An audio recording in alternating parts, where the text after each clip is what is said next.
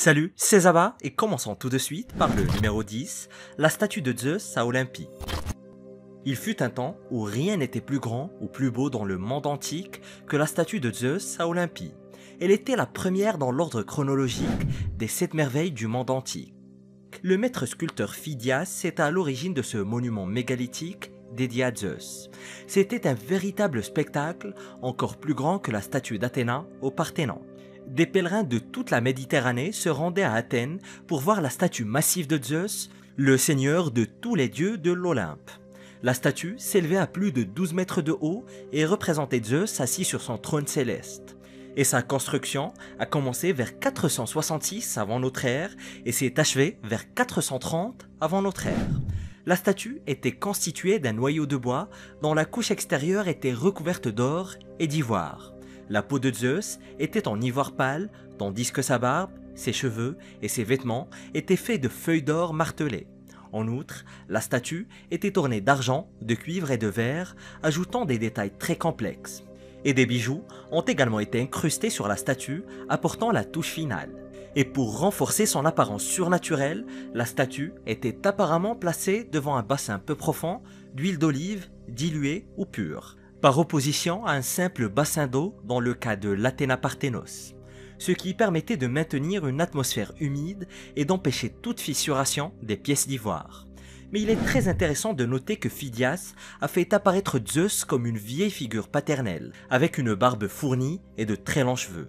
Et même des siècles plus tard, on retrouve des traces de cette tradition dans les représentations chrétiennes du Christ Pantocrator. Le monument a été construit à l'intérieur du sanctuaire d'Olympie, un grand temple achevé 30 années plus tôt. Cependant, si vous visitiez Olympe aujourd'hui, vous ne trouverez pas la statue de Zeus. Malheureusement, elle n'existe plus. Tout ce qui en reste, hélas, est un tas de décombres. Mais à cette époque, la statue de Zeus était plus qu'une simple statue.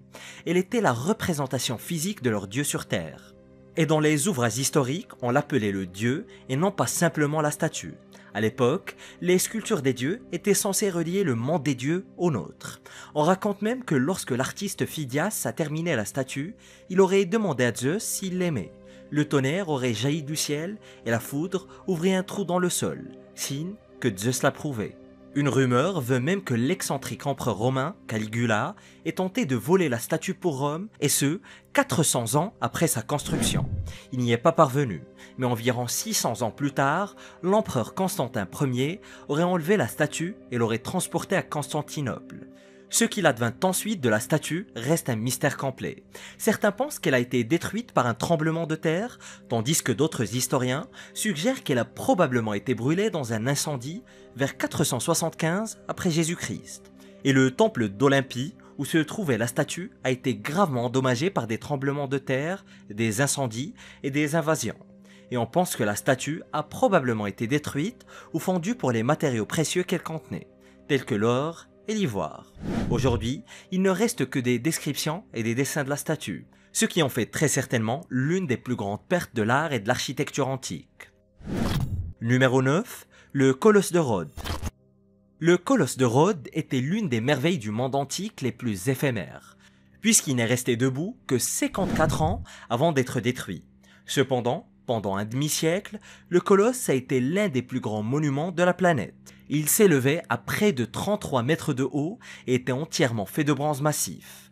Et la statue a été façonnée sous la forme d'un homme surplombant la ville grecque de Rhodes et elle a été construite pour commémorer le triomphe de Rhodes sur ses ennemis.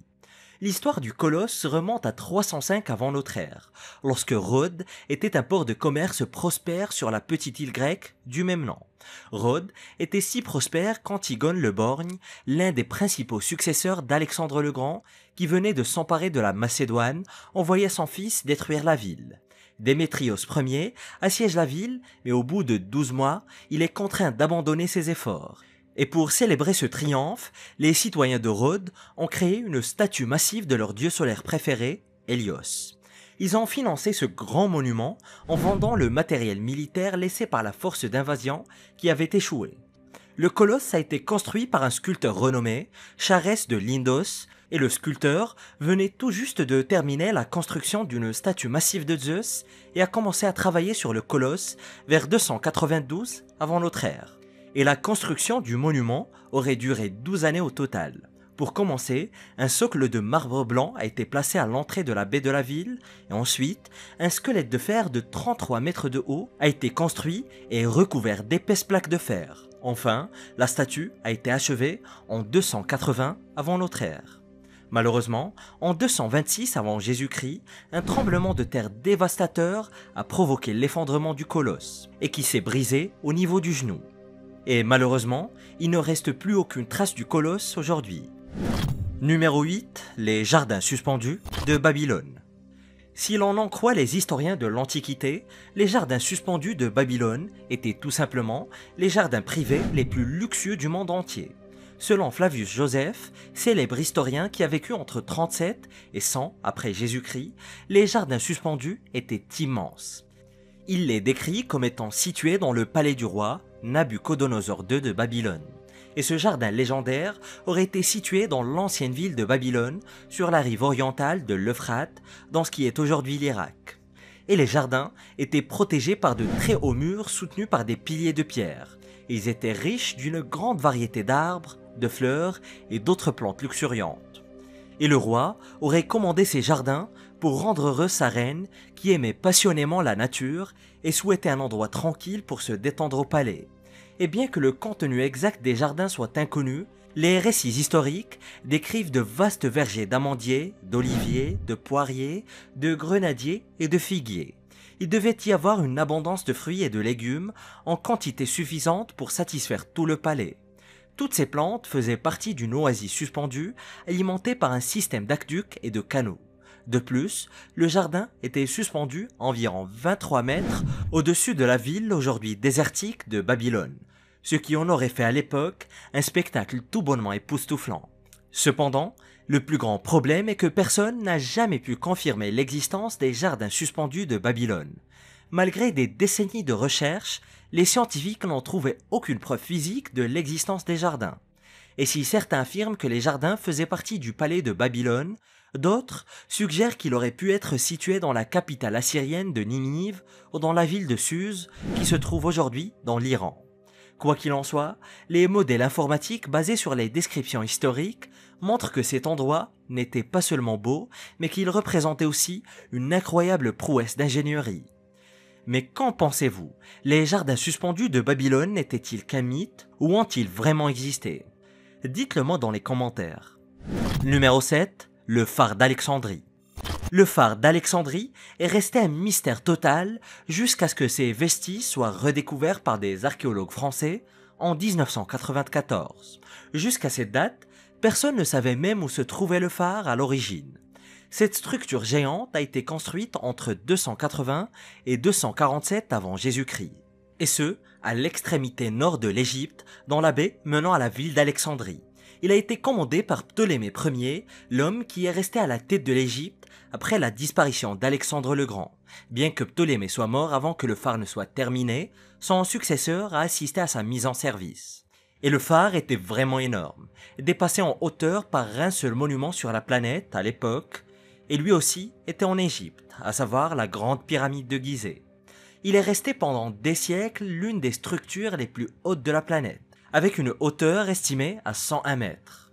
Et le phare était doté d'une flamme éternelle et un miroir poli dirigeait sa lumière sur l'eau.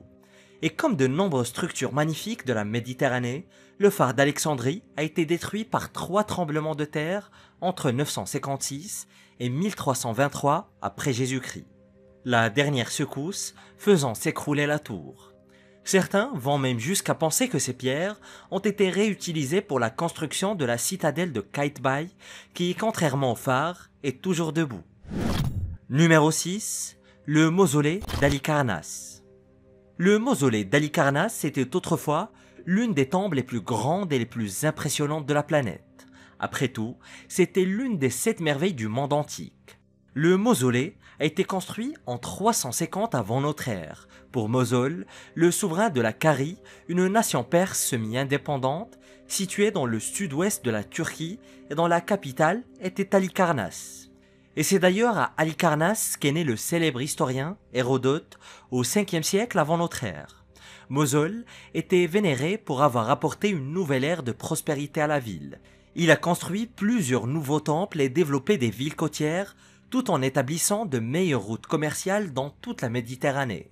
Et à sa mort, son mausolée se devait d'être grandiose pour commémorer tout ce qu'il avait accompli. Une immense structure de marbre ornée de sculptures a été construite, brillant d'un blanc très pur sous le soleil brûlant. Ce monument était si impressionnant que les gens venaient de partout pour le contempler et rendre hommage au souverain défunt. D'ailleurs, Pline l'Ancien, le célèbre historien romain du 1er siècle de notre ère, a décrit le mausolée comme étant lent de 134 mètres et couronné d'une étonnante statue représentant un char à 4 chevaux. Les fouilles modernes menées dans les ruines d'Halicarnasse ont montré que les mesures de Pline n'étaient pas si mauvaises. Les archéologues ont en effet identifié les ruines des colonnes qui soutenaient autrefois le toit du mausolée, ainsi qu'un fragment de l'une des roues du char qui ornait la structure. Le mausolée s'est effondré vers le XIIIe siècle pour des raisons naturelles. Par la suite, la plus grande partie de son marbre a été emportée pour construire les murs du château de Bodrum, en Turquie. Numéro 5, le temple d'Artémis. Il y a environ 2500 ans, Éphèse était la plus grande ville d'Asie mineure. C'était un port grec connu dans toute la Méditerranée pour son charme. Et en 550 avant notre ère, le roi Crésus construisit le monumental temple d'Artémis, l'une des merveilles les moins connues du monde antique. Et bien qu'il ressemble à d'autres temples grecs, il est exceptionnellement massif. Le temple comptait plus de 100 colonnes de marbre, chacune ornée de reliefs sculptés, d'une longueur d'environ 107 mètres et d'une largeur de 57 mètres. Il était orné de nombreuses statues de guerrières amazones et de têtes de lion, et le temple était dédié à Artémis, la déesse grecque de la chasse et de la nature sauvage, et qui partageait des similitudes avec l'ancienne déesse de la terre, Cybèle. Et le temple d'Artémis a probablement été le théâtre de sacrifices rituels très brutaux, au cours desquels des fidèles amenaient des taureaux pour qu'ils soient abattus au nom de la déesse, laissant leur sang tacher le sol du temple. Et contrairement à de nombreuses merveilles antiques, victimes de tremblements de terre ou de guerre, le temple d'Artémis a connu un destin très différent. Il a été détruit par un pyromane nommé Érostrate qui l'a réduit en cendres le 21 juillet 536 avant notre ère. Érostrate a commis cet acte odieux dans l'intention d'acquérir une certaine notoriété, ce qui lui a d'ailleurs réussi puisque nous parlons encore de lui 2300 ans plus tard. Numéro 4, Sainte Sophie. Hagia Sophia, prétendante au titre de 8e merveille du monde antique, se dresse comme une merveille architecturale dans la ville moderne d'Istanbul. Construite à l'origine comme basilique chrétienne il y a plus de 1500 ans, l'empereur Constantin de l'Empire byzantin en a ordonné la construction en 360 de notre ère. La structure initiale était modeste, avec un toit en bois simple sans ornement extravagant. Cependant, elle a subi un incendie dévastateur lors des émeutes de Constantinople en 404 de notre ère. L'empereur Théodose II entreprit alors de la reconstruire et près d'un siècle plus tard, elle fut à nouveau victime d'un incendie et fut entièrement démolie en 532. La troisième et dernière version de Sainte Sophie, celle qui existe encore aujourd'hui, a été entièrement reconstruite et achevée en 537. Elle est restée un important lieu de culte chrétien jusqu'à l'époque des croisades, lorsque Mehmed, le conquérant, s'est emparé de Constantinople en 1453. Sainte Sophie a alors subi une transformation, passant d'un lieu de culte chrétien à une mosquée. Elle conserve d'ailleurs toujours son importance pour les chrétiens et les musulmans. Après avoir servi brièvement de musée, elle a été reconvertie en mosquée. Numéro 3, la Grande Pyramide de Gizeh. La Grande Pyramide de Gizeh est sans aucun doute l'une des structures les plus reconnaissables et les plus emblématiques du monde entier. Pourtant, un grand nombre de personnes ignorent l'apparence qu'elle avait à l'origine. Juste après sa construction, et pendant des siècles, la Grande Pyramide de Gizeh avait une apparence très différente et frappante. Il s'agissait d'un triangle blanc massif avec une pierre de couronnement pointue en or, bien différent des blocs bruns altérés et croulants que l'on voit aujourd'hui. Et selon le professeur adjoint Mohamed Megahed de l'Institut tchèque d'égyptologie de Prague, la pyramide était autrefois recouverte de calcaire blanc. Cette enveloppe de calcaire donnait à la pyramide un aspect lisse et poli. la faisant briller sous le soleil brûlant de l'Égypte. Et on pense que les bâtisseurs se sont servis d'environ 6 millions de tonnes de calcaire pour achever cette impressionnante structure. Et depuis toujours, des rumeurs ont circulé suggérant que la grande pierre de couronnement en or avait la capacité de conduire l'électricité. Oui, bien avant Gims. Bien qu'il n'y ait aucune preuve archéologique concrète à l'appui de cette affirmation. Et contrairement aux théories, toutes les preuves archéologiques indiquent que la pyramide a été commandée pour le pharaon Khéops après sa mort en 2528 avant notre ère. Elle a servi de monument grandiose au puissant pharaon, mais cependant, environ 1000 ans plus tard, sous le règne du roi Toutankhamon, la façade de calcaire blanc de la pyramide a commencé à être démantelée et pillée. Et cela s'est poursuivi jusqu'au XIIe siècle de notre ère, lorsque tout le calcaire blanc et brillant a disparu et que même la pierre de couronnement en or a été volée. En conséquence, la pyramide perdit son éclat et prit l'aspect terne et brun que l'on connaît aujourd'hui. Numéro 2, Sigiriya. Sigiriya, déclarée 8e merveille du monde par l'UNESCO, rien que ça, est un site très impressionnant situé dans le district de Mattal, au Sri Lanka. Il s'agit d'une ancienne forteresse rocheuse avec un palais perché au sommet d'un rocher colossal. Appelé localement le rocher du lion, la seule entrée de la forteresse se fait par une énorme gueule de lion faite de briques et de plâtre. Et bien que Sigiriya ne soit pas aussi ancienne que les merveilles originelles, elle a été construite vers 477 de notre ère, et ce par le roi Kashyapa. Le rocher était déjà habité depuis le IIIe siècle, mais il a acquis une très grande notoriété lorsque le roi Kashyapa a décidé d'y établir sa capitale. Ayant obtenu son trône en assassinant son père et en exilant son frère, le roi craignait le retour de ce dernier et choisit de se cacher dans son palais nouvellement construit au sommet du rocher du lion. Cependant, la lâcheté de Kashyapa l'a finalement conduit à sa perte. Il fut assassiné et son palais subit d'importantes destructions. Par la suite, Sigiriya a servi de monastère bouddhiste pendant près d'un millénaire avant d'être complètement abandonné. Numéro 1. Petra. Petra, qui mérite d'ailleurs une place parmi les merveilles du monde antique, est actuellement reconnue sur la liste des 7 merveilles du monde moderne. Cette site est perdue et resté caché jusqu'à sa redécouverte en 1812. Et ce, malgré sa très riche histoire qui s'étend sur plus de 2000 ans. Fondée vers 312 avant notre ère, Petra est l'une des plus anciennes métropoles de la région. Elle était la capitale du royaume nabatéen, un centre de commerce très animé où les marchands et les caravanes sur la route de la soie trouvaient un répit dans leur périple à travers les déserts du Moyen-Orient.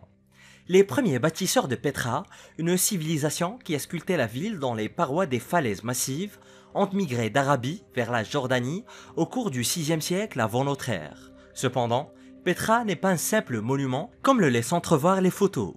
Elle compte environ 8800 tombes dont la plupart se trouvent dans un mausolée connu sous le nom de Khazné que l'on peut traduire par trésorerie. Et avant la naissance du Christ, au 1er siècle de notre ère, on estime que Petra abritait 30 000 personnes dans ses habitations troglodytes. Et malgré sa situation désertique, la population de Petra a survécu grâce à un système très sophistiqué de canalisation d'eau. Ce réseau très complexe permettait d'acheminer l'eau douce depuis des sources éloignées et de la stocker pour l'utiliser pendant les mois secs. Malheureusement, les Nabatéens ont fini par être renversés par les Romains vers 106 avant notre ère. Ensuite, les Romains eux-mêmes abandonnèrent l'avant-poste du désert environ 2 siècles plus tard. Et pendant les 2 millénaires qui suivirent, Petra devint un lieu de résidence pour des tribus nomades et pour des éleveurs de chèvres. Et ce livre terrifiant, découvert en Égypte, soulève de sérieux doutes sur nos origines. Découvre-le en cliquant sur cette vidéo.